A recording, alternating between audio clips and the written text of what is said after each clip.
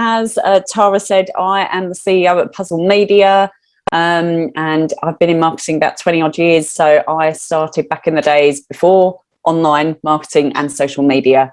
And I always sort of tell my children, it doesn't matter if you don't know what you want to do when you're older. This isn't what I do, didn't even really exist back then. So today we're going to talk about channel marketing. We've done the intros. And so I thought what I wanted to start with was just talking about digital marketing and just summarize, I guess, what makes up that whole digital marketing wheel to then go into some of the channels. And then I've got some time at the end where you guys can just, feel free to shoot me any questions. But the digital marketing space has really changed over the last few years with more and more channels and different things you can do. So everything from, your website, email marketing, all of your social media channels. And apparently, just heads up, Facebook will still be called Facebook and Instagram will still be called Instagram. It just all falls under Meta. So announcement last night or this morning, early hours of this morning, our time. So we have social media. Then you have the option to use SEO, blogging. You can do some advertising. You can do PR, podcasting, lots and lots of different things. So where do you start? Now, first of all, I just wanted to go through this customer journey just to break down what used to happen versus what is happening now and has been happening for the last few years. So this is how a customer basically comes across your business or finds you. So they go from not knowing about your product or your service through to finding you or finding solutions to the problems that they're having. They're then probably doing a little bit of research to find out, is this business, legitimate? Is it established? Is it someone I want to work with? Do I connect with the causes they're supporting and their purpose? And then all the way through to they then convert, become a customer or a client. And then there's advocacy, where they tell all their friends and family about you and refer you to others.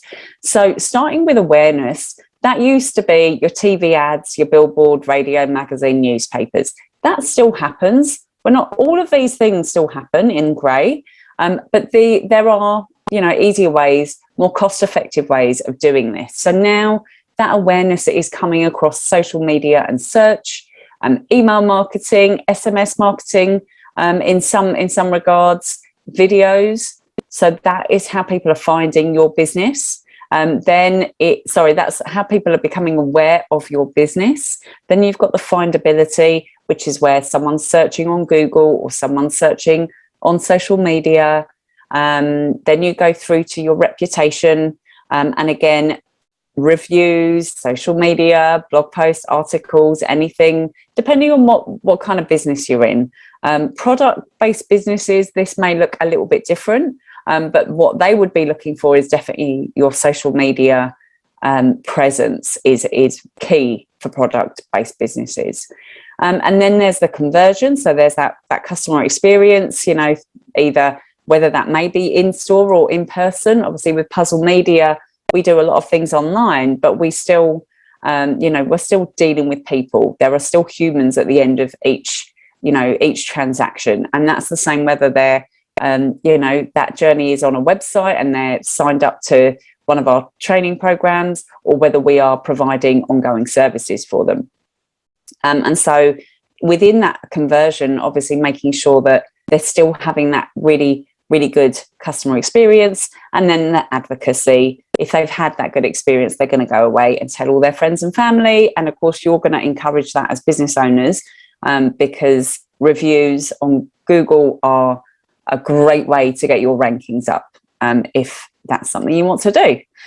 So when we talk about channel marketing, people ask what's the best channel to market on. And funnily enough, this week I've actually posed a couple of questions across Instagram and on Facebook. And I was supposed to put something up on LinkedIn today, but I haven't had a chance yet, about if you only had one channel to promote your business on, what would it be? And there's a huge skew towards Instagram. I asked this question in a Facebook group, and I asked it on Instagram. On Instagram, I wasn't surprised that was the answer that I got. On Facebook, I was actually surprised. I haven't done the numbers, but I think we had 100 people that answered. And so what does that tell us? That tells us that everyone has got different ways of promoting themselves and promoting their business. But it really comes down to, where is your target market? So who are they? Who are your customers and your clients? What do they need from you? What do they actually need from you? Is it a service? Is it a product? And how are you helping them? So something that I always, work with my team on, and when we're working with clients, is, the 3 questions. Why them?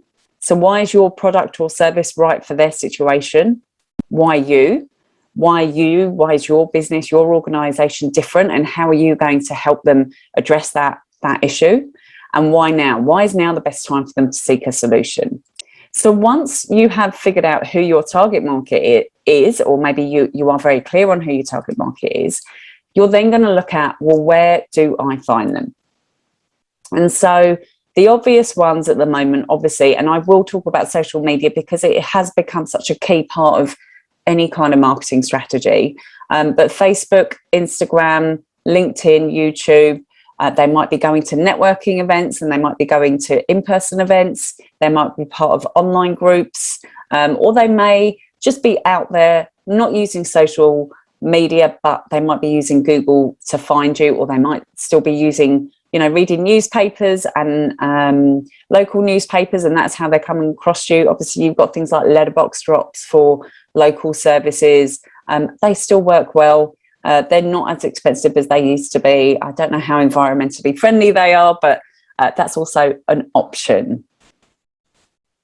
And so across all of these, what I would be looking at is, if you are going to use multiple channels, how are you going to use them? Because I know for us, so we have Puzzle Media, the agency, but I also have a coaching and training business under my own brand, Tina Hay, where I work and coach mainly women in business on getting their marketing right when they're doing it in-house themselves. So we do training on Facebook ads, LinkedIn, we do some mindset work and all of that sort of stuff. So the 2 different businesses I market in different ways, and it's really interesting to kind of observe that from the inside. So Facebook is a big part of what we do across both businesses, but it's actually Facebook groups more so, and Facebook advertising for the Puzzle Media side of things and the Tina Hay side of things. LinkedIn is more that thought leadership style content pieces, and engaging in conversations and making connections with people that are fitting into either my target market, or who I may be able to refer my clients to, or who may work well as strategic alliances. So, for example, a web development company, we don't offer web design. So we're always looking to connect with good web designers, web developers, because we do get asked a lot about these things. And, I don't believe that there's one company that can help everyone. I think, you have different areas of expertise across multiple different people. So that is how I use LinkedIn. It's not just going in there to, what business can I get out of here? It's actually being really strategic about it. And if you're in the B2B space, I highly, highly recommend LinkedIn. If you're not already using it, if you're not utilizing, the fact that you can upload articles on there, the fact that you can engage in groups on there, the fact that you can connect with heaps of people on there, LinkedIn is a really key part. Instagram is definitely the funner, I don't know if that's a word, of the social media platforms. So, but again, that's not to say that you cannot use it in a serious way to get your message out there. We have just onboarded a client that is in the NDIS space and providing services to people who live with disabilities.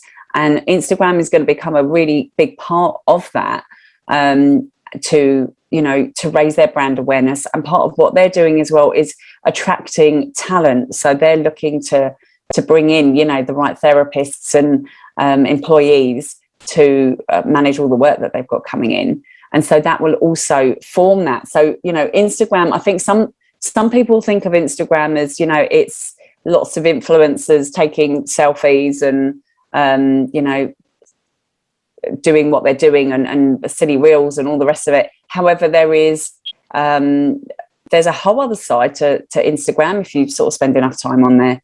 YouTube obviously is great. If you're producing any kind of video content, please make sure you're putting it onto YouTube.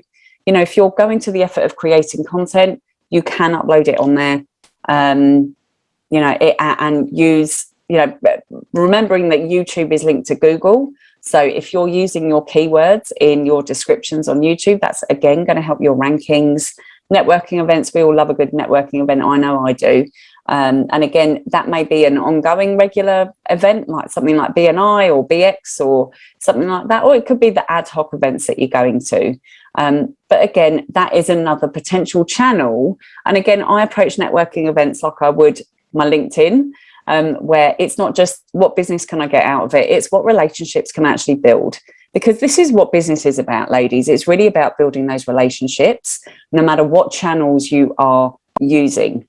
And then you've got online groups. And again, don't go into online groups and just, you know, spam everyone. Add value, you know, be the expert in your area, answer questions, ask questions as well. And another little tip just for content marketing, groups can be a really good way to get content ideas. So if you are a mortgage broker, you may go into a local community group and just use the search function and type in mortgage broker and have a look at the questions that are being asked around that. You know, it could be something like, I'm looking for a reliable mortgage broker because I've been let down, or I'm looking for a mortgage broker that can work with people that are self-employed. Use those keywords in your content because that's what people are looking for. They're telling you that they're looking for it. Use them, and then have a look at some of the responses as well, because sometimes people will say, you know, I highly recommend XYZ mortgage broking because this was the experience I had. So use those keywords to help your own content. Don't just take them, obviously. Okay. Oh my gosh, time's going quick. Social media and content marketing. So again, across your different channels, we've covered a little bit of how you can use all of the different social media channels. Some tips for social media, again, you know, really build a community of followers and relationships. You can use relevant hashtags. You can follow others in the industry. You can even partner up with people that are in similar industries and do things like live sessions or Q&As and just get a bit creative with your content if you are using social media, you know, Facebook and Instagram in particular, to do lives. You know, when you're sharing content across your different channels, make sure that it's adding value. So it needs to either be educating, inspiring, or entertaining. You know, remember that, and you'll have a really good sort of mix of content there. And of course, the whole point of using, you know, doing all of this for your business is to get people back to your website and social media pages to interact, message you. If you do that, you're able to then track them if you choose to use advertising. And we always recommend the 20% rule of promote your business 20% of the time, add value 80% of the time. So what is content marketing? Content marketing is basically the creation and sharing of online material, so videos, blogs, social media posts that does not promote a brand, but it's really intended to stimulate interest in the products or services. So remember that when you are creating your social media posts, when you're creating your email marketing, your videos, anything, to just really remember that kind of value add element. There's some of the content marketing ways that you can get your content and your brand out there. So posts and articles, we've talked about all of these a little bit. And then some ideas, you know, you can do frequently asked questions, you can do behind the scenes. Everyone loves behind the scenes.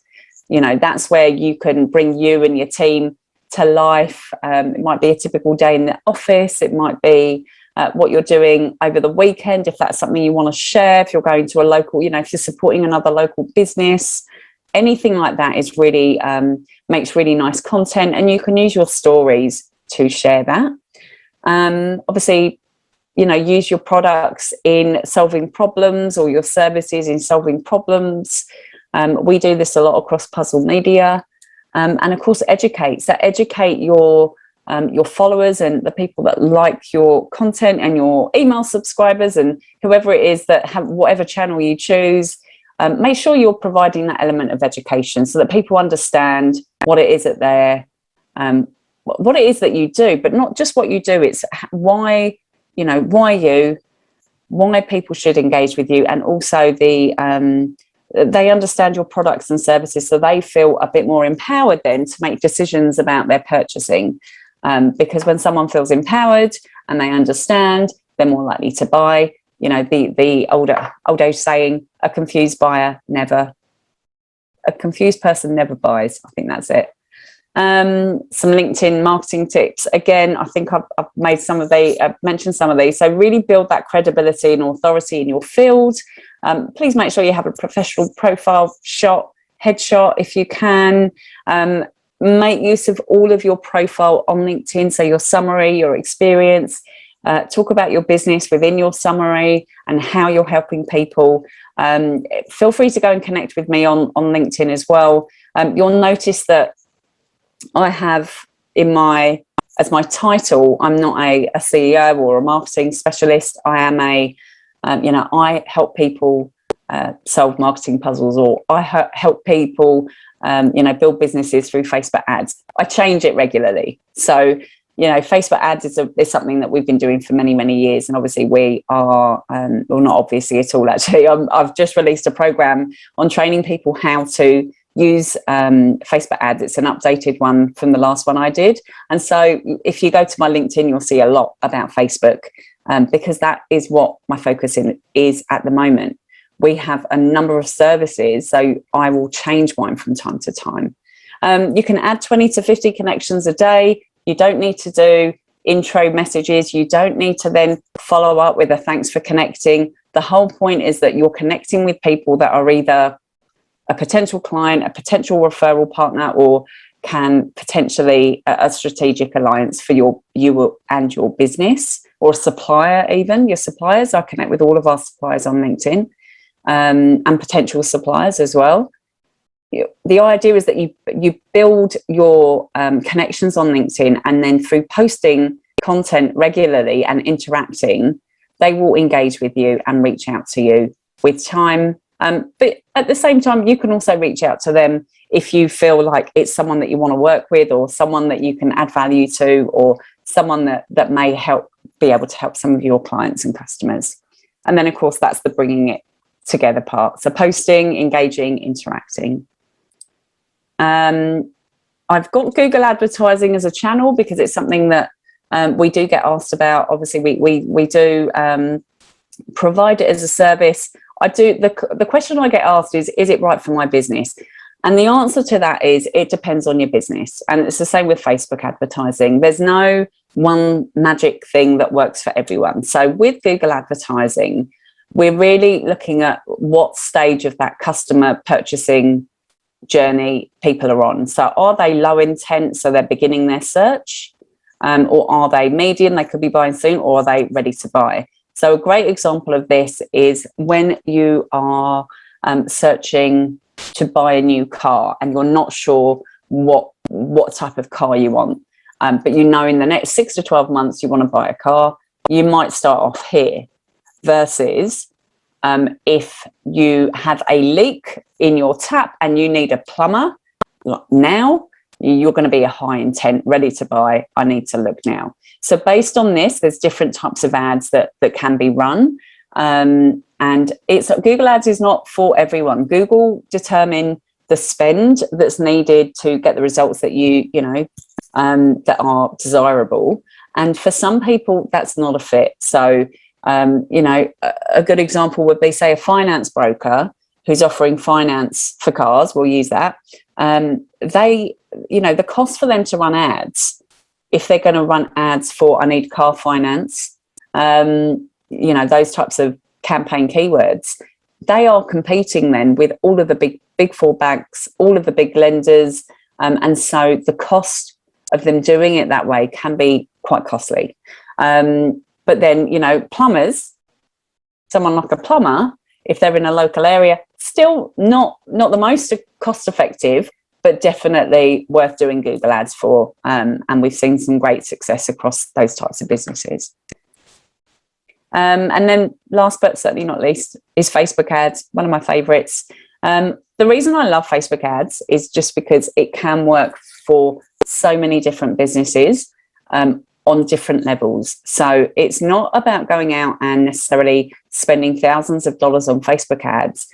It's about using it strategically, as with anything. So if you have a large database or you have a lot of website visitors and you are not retargeting them across Facebook and Instagram, then you are missing out. You are definitely missing out. If you go to our website on Puzzle Media and then log into Facebook later on today, you will see a picture. You will see an ad, which at the moment has a picture of me doing this, because we know that works. We know that anyone that's gone to our website may get distracted, or they may not find the info they need straight away, or they go onto our website and then something happens. So we want to make sure that we are making the most out of every interaction on our website, on our social media pages, so that if people are genuinely, people don't randomly go onto a website for a marketing agency. They tend to be looking for information. It could be education. They might have come across one of our blogs, or they're looking to engage with someone. So for us, it works really well. Product-based businesses, we've seen amazing results. But really, there's an opportunity there to reach a lot of people that you wouldn't necessarily. They're not necessarily searching on Google for what it is you do. But through Facebook and Instagram, you can actually bring awareness into, your potential clients and customers. And that's it from me. So I just wanted to, a short amount of time, just cover some of the channels, but really it's over to you guys for if you've got questions. Pick my brain, ask me what you need. Vic, did you want to share the discussion from our group? Because you had a couple of really great points. Yeah, sure. We were talking about Facebook versus LinkedIn, and talking about trying to make sure that you're consistent in your posting. And the drama that I probably had was consistency and making sure that I could have someone else doing the actual posting or scheduling it or whatever we need to do, making sure the transcriptions aren't putting pretend words in because they can't understand my accent. But my question probably to Tina is automatic scheduling of posts, good or bad? Yeah, I think it's absolutely fine. The only channel that doesn't love it is LinkedIn on your personal page. So across Facebook and Instagram, you can use Creator Studio or Business Suite, but really it's all within Creator Studio to schedule that content now. So it actually still remains within that Facebook or Meta or whatever we want to call it now platform. With LinkedIn, we have found that, and this has been through trial and error, that on personal people's, obviously we manage social media on behalf of clients. So on the personal profiles, it just doesn't quite get the reach when it's scheduled as opposed to when it's posted direct. So yeah, hopefully that helps. But the company page on LinkedIn, that seems to still work well when companies have got a decent amount of followers. Thanks, Vic. Amanda, what about from your anything that came up? Oh, well, Tina was in our room and Sheridan was just talking about how she's doing a great job, and Sue's trying lots of different channels and trying to find the right way of talking. But I think Tina's tip was what she was saying earlier, which was about really finding content and building a calendar so that you can actually be more strategic. Is there anything else you wanted to add to that, Tina? Just something that I hope, Sheridan, you don't mind me sharing, just something that came up with LinkedIn. So Sheridan was saying that she wants to connect with builders and architects for that, obviously getting her beautiful products out there. And I suggested, going onto LinkedIn and making sure that there is still a presence there for the wholesale or that side of things, the B2B side of things. So just, I guess, any of you that are in that product-based business space, make sure you're still utilising LinkedIn in that way, because it's just, there's so many people on there waiting to be connected with.